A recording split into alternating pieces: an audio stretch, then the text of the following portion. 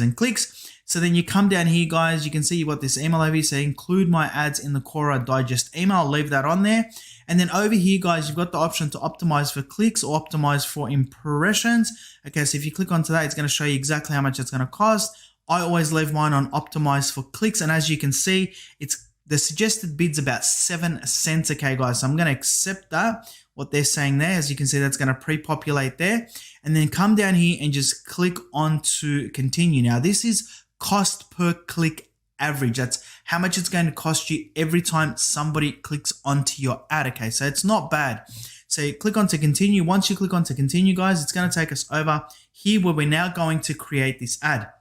Now I want you to pay close attention because I'm going to show you exactly how you can do this, how you can add these images over here and all the good stuff. Okay, this is where you can come over here and put in an ad name. Okay, so again, you can just put something like ConvertKit